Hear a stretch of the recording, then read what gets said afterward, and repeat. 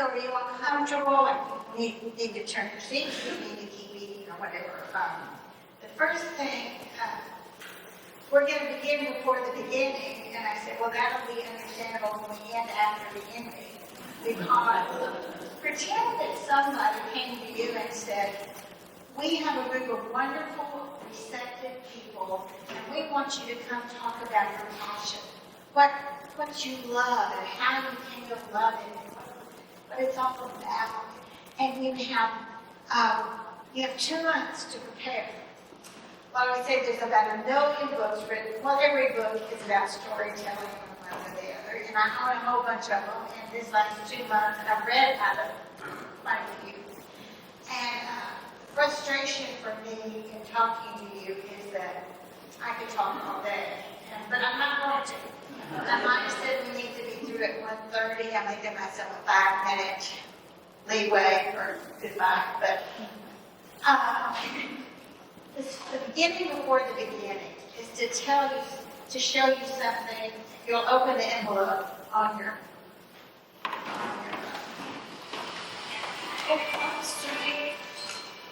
whoops.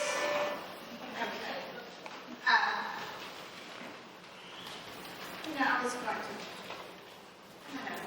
record this voice. My daughter told me that we could record because I get so excited I don't remember what it said. So I remember what it said. Okay, turn it over. Don't look at the words yet. I know that we love the words. That's what we're here for. Turn it back sideways and get your pen. I wish that we were here for just a day of storytelling because we're all full of stories. And you might know that, like when you go to the grocery store, you say to somebody, and you're kind of in a hurry, you're running to get the milk because you didn't have to do your recipe. And you say, oh, hi, Joan, how are you doing? And she says, oh, let me tell you. And so, you're in for the story. And part of my message today is that I'm real serious about storytelling, even though I think it should be joyous and fun. Those are sacred moments. And there's lots of stories about grocery stores. I know there's a lot of commercials because it's a place of encounter. And so often, people don't have anybody to tell their story to, and when they see you, it's not really you, but they need to tell it. And so you have to ask yourself, can I be a listener? And part of, and if you can't, you have to say, I'll call you later. But if you can, you breathe and you let the story come in. And so a big part of today's story is about being listeners as well as tellers. And we'll get to that in a moment. But I want to start with, on the back of your paper, turn it over where there's a blank page. And I'm going to call forth into the room a lot of stories, and we're going to call it forth with names. So I want you to write on this paper the last name of your 4 grandparents. So we know you've got, well, the men all have the name of one of them. The women, so the last names of your 4 grandparents. So it'd be your mama's daddy, and mother. You put the whole name if you want to. Your mama's daddy and mother, and your daddy's daddy and mother.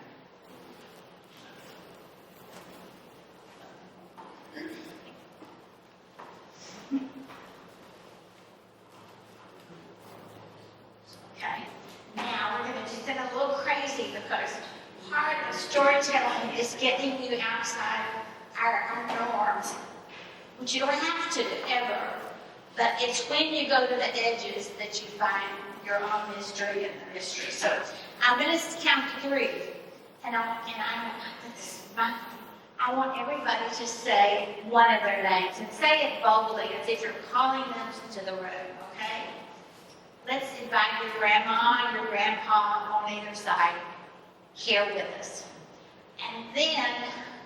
Because I'm a person of place. My whole book is about Langtree, Texas, and how I ended up out there for bless my heart. And So I'm gonna have you write one place that's in a family place, but okay. I'm gonna say 1, 2, 3, and you should all say real loud the name of one of your grandparents. Okay, ready? 1, 2, 3. That's great. And then one place that that somebody lived. 1, 2, 3.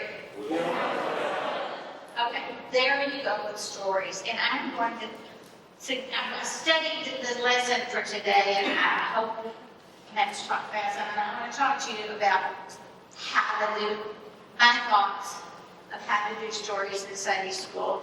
But first of all, I want you to hold your paper so you don't see them till now. There's another one. One of my favorite quotes is Thomas Merton, and I didn't bring a whole pile of books, but it's New Seeds of Contemplation. And if you don't have it, well, just go get it. Just don't try to, I'm telling you, go get it. He wrote it for the priests, but he also then amplified it for people. They're short chapters. But he says this story. He said, every moment of your life, and this has always been a part of the storytelling world, you're bombarded with seeds of everything. So, sensual seeds and seeds of thought and seeds of inspiration, seeds of relationship. He said, but most of them don't get planted because you don't have the right soil. And then he says, but the right soil requires ... And I thought he was going to say meditation, prayer, duty, responsibility, frowning. And instead, he said, now I want you to look at the last quote open your page, and look at the list of quotes. The last one is Thomas Merton. And what are the 3 words for what it requires? Yeah, everybody. Freedom. Say those again. Freedom, spontaneity, and love. All right, that's it. That's our lesson of the day. It so strikes me that he said freedom, and then where Thomas said, well, what does he mean by freedom? And I don't know. Spontaneity means that you start. Somebody said, well, I got to work in my spontaneity. That's not how you get spontaneity. But to me right now, spontaneity, I've gotten more superstitious, and so if I think, I should go look at that book, I don't think I don't have time to go back and look at it, because I'm thinking, where did that idea come from? And I'm not thinking about that.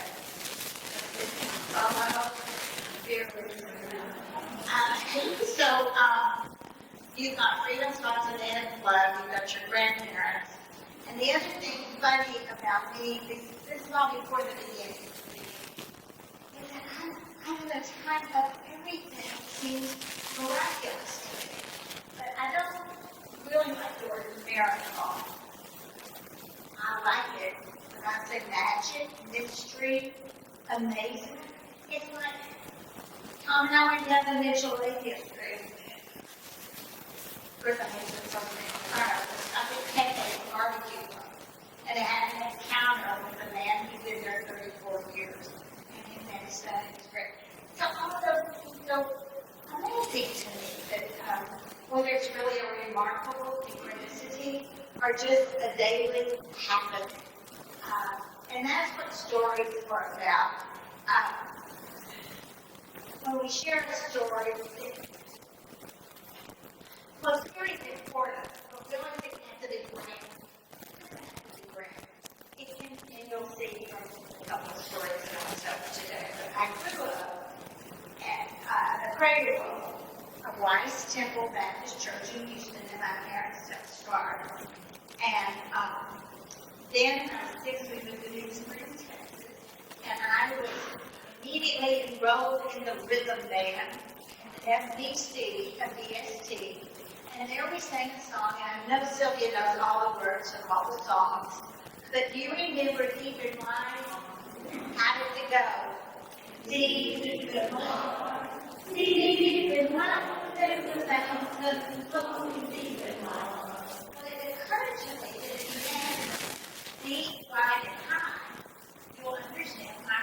theme today is turtles in the cosmos. Well, that's odd.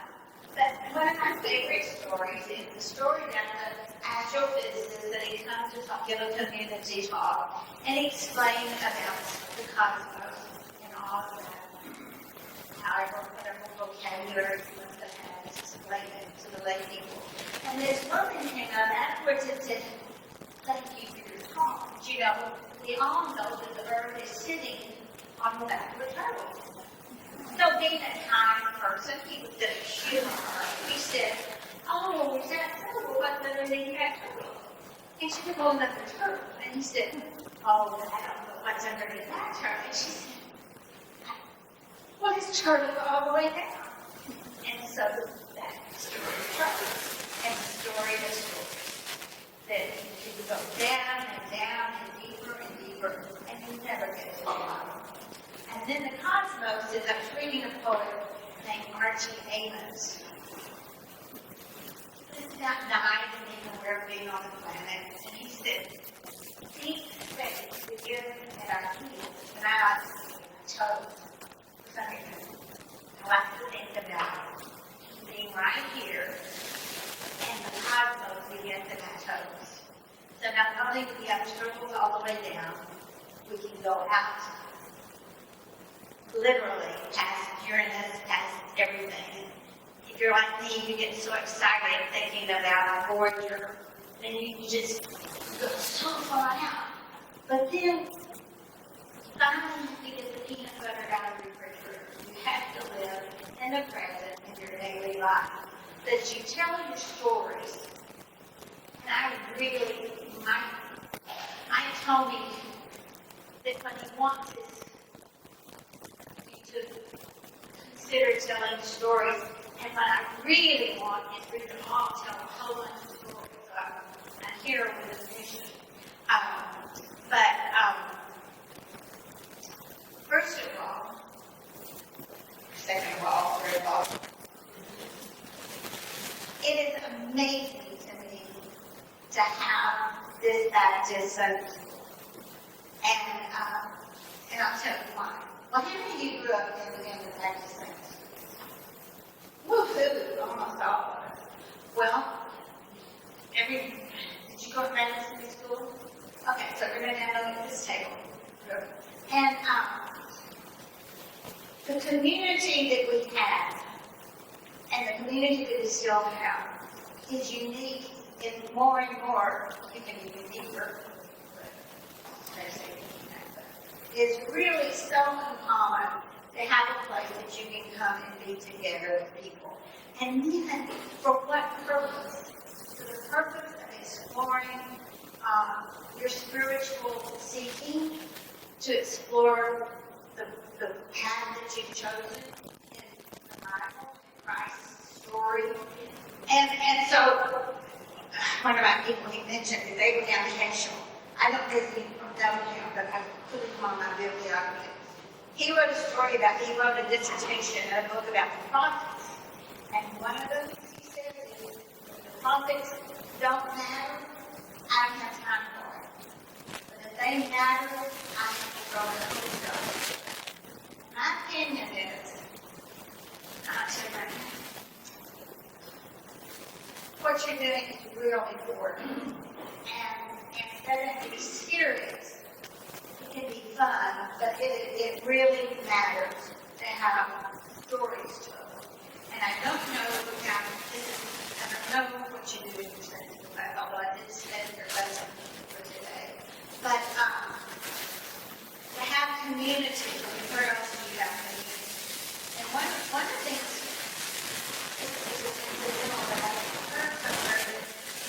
back when there was a lot, that was growing up, and people were immigrating to our country. One of the ways that they were acclimated was through Boy Scouts. And that's because it was a gathering of the culture. And it's what you both hear about. We were all born into a storytelling world. My dissertation was like the God saying, "Oh, Mary Lott, you think you know something black, you know that." But I know that, no, you don't know that black.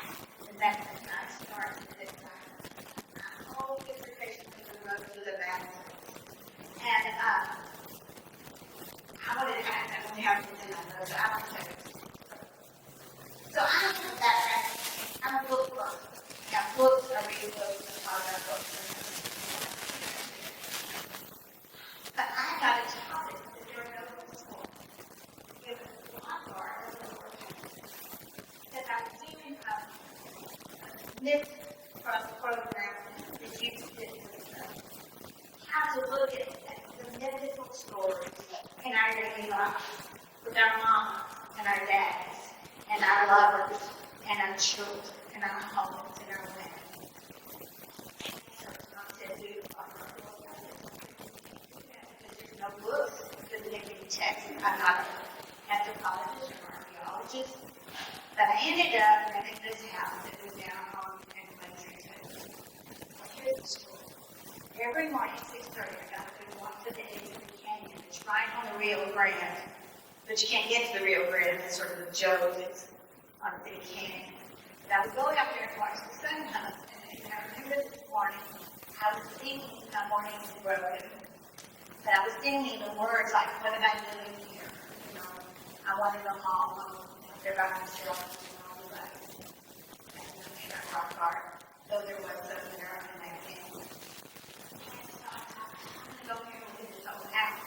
And I wandered back behind this house, and there on the storage house window was my name, Fox. And then I said, but Fox is a real unusual name. And so I just had to quit crying and start laughing because the gods are with us no matter whether we think we're deserving or not. And I wanted to tell you the part of our civic union psychology, and I think it combines with my history, the FAC, the PST. You know, these are deep primal stories. The people in the lower Pecos region of Texas were there 12,000 years ago. The people have been telling stories, and I wrote this little thing that popped up about the primal. Look at that, there's your ancestors, and there's, totaled all the way down for storytelling. We haven't been, this whole different subject is fascinating. We haven't been writers for very long. Like Homer was one of the first written, Iliad, 800 BC. So that's just like yesterday. But we're talking about 100,000 years of people that have done stories. So I don't care if you got a computer and your thumb, you know how to work it, or you have AI and you know how to work it. You're still a storyteller. And I can't tell you. This is the facts. And so this is what I wrote for today. It's not really finished, but after the tears came the songs, after the joy, melodies, pondering our early ancestors 6,000 years ago. Somewhere it all began. I knew it. But before that, turtles all the way down. I wondered about first writing, and long before that, first speech. And this morning, pondering happiness and sorrow, it's just song came first. Tears and smiles, then moan and whoops, and then hallelujah, and nobody knows the trouble I see. Our forest going towards our fathers and mothers. So, slowly, everyone's in there. It's like, you there's a man and a woman in Cameron, Texas, 12,000 years ago. And immediately with the campfire, we love music and immediately have a story. So here's the story that what I think we're doing. What we do is in service of. And I think no matter how wide it takes you or how many turtles there, you must come to that what are we doing? What is essential and not periphery? Well, I told you I grew up in the FBC, the EST, and you all grew up in Southern ST in some place. But when I We moved there when I was 6, and immediately my father had a real bad heart attack. And my folks had moved to buy the Western Auto Store on Main Street, and we couldn't maintain it with my father's illness. So my mother supported us selling insurance, and we moved out. We talked about it, right out that Air Force Base on Highway 80. And highway, there was no twin, there was no interstate. This was the highway design. So we had to step on house and come from here to you with highway 80. So I spent hours sitting on the porch at night, watching the trainers, the planes come through, watching the trucks. The sign said it'll pass over 300 miles. So I lived in Elisa was up there. And I don't have any of you know West Texas at all. So just comes from East Texas. So I understand sort of trees. So here's the story. We moved in from the FUC Airport Baptist Church, AUC. And my dad was a quiet person, very sweet, and he was a very staunch Baptist. And I have to add that my mother was not. She grew up Catholic, Irish immigrant Catholic atmosphere, but her mom was the disciple of Christ. And I think that probably tells you something about me that I don't even know myself. But anyway, so Daddy died. We lived in that house, and he died when I was a senior in high school. Well, 30 years later, I had this dream. And the dream was, I was sitting there on the porch at the house, and I was watching the cars go behind, low and an old Greyhound. Remember the old Greyhounds? It was smooth. And lo and behold, it slowed down and stopped right in front of the house. This is in my room. And the bus went on, and there stood my father. Well, as soon as I said I rushed out. The first thing I said was, Daddy, you're going to be so disappointed in me. I don't understand the Baptist doctrine, the way you did it. And I thought he was going to be all around me. He just laughed. He said, don't pay attention to me. Just pay attention to the love part. And so, for me, that's what it's all about. It's about the love part. And it's what I call the big love. And to me, and you know, when you think about what is big love, well, big love is the love that you can very reach into. It's more than just human love. Because we, you know, always say something bad happens. Like somebody said, oh, did you know Joe died? Not 5 seconds.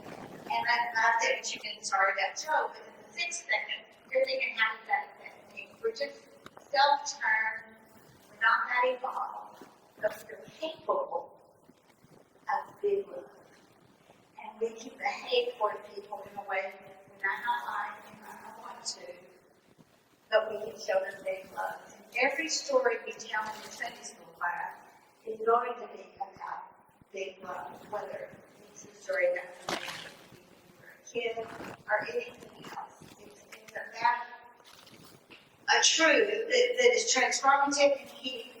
But I'm just throwing these words out because I don't have time to tell you the story about each one of them. But let me tell you a little more about the story. So I've been reading this wonderful book that showed my, not Henry, it's Redmond and Village. It's called Hope. Story is a way of knowing. It's not just priest, but he talks about what happened, particularly in this Bible story of religion. But and there's a whole world of study that he's not interested in. It's like the world below the Bible, before the Bible, but where is the text, and when you start getting written down, Bible John, what was his purpose in writing and all of that. But what you find is what the whole story does, the text don't do. And the person who developed this, one of some more, this is the main one, and I did not put it on the bibliography called Walter Hall. interested in the fact I told you we were oral cultures. Well, really, look, who would agree? Even after cooking books, who would agree?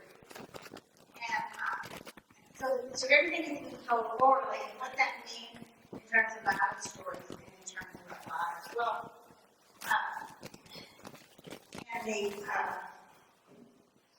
here's the thing, he writes this one much, love his words. He uses way too many, I like them every one. But for him, if one metaphor is good, like 25, hold on a minute. And this is what I really want you to do in Sunday school. When I'm here and you're there, where eye to eye, breath to breath, silences, gestures, we have expression, the eyes, we have words, and this is fascinating stuff. What happens when it's all oral? Long as it's written cultures cannot even really think themselves back to what the brain was like. There were no dictionaries. You couldn't philosophize. You couldn't analyze. Everything was gone, and he used the example word nevertheless. You start with never, and by the time you get to the less, never's gone for good. Why do you have life? Well, in storytelling, it means that there's no truth, all capital letters. It is a creative community story. The listener, the speaker, it's flexible, it's flowing, whereas a text has an author sitting writing, and it has a sense of, well, now it's been written down, and this is the truth. And I'm not going to get to tell you too much about storytelling in your Sunday school class, but I think it's really important. I know that y'all teach the younger people, but they, as listeners, they're participating in the science. And so I really don't think you have to tell them the whole story too much, because they'll figure it out as time goes by, whether they're adults or children. I remember when I got saved,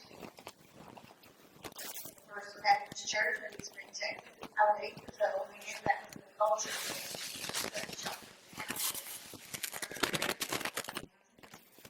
It was a great big church. I was a really good church.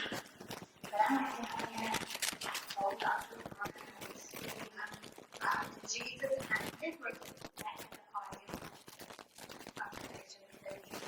They don't know what I'm doing. And so, don't underestimate the soul age of your listeners, no matter how much they're life.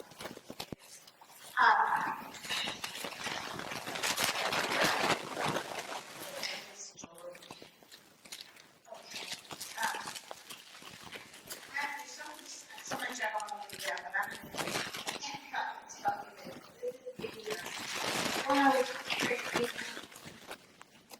this is a listening to your life meditations.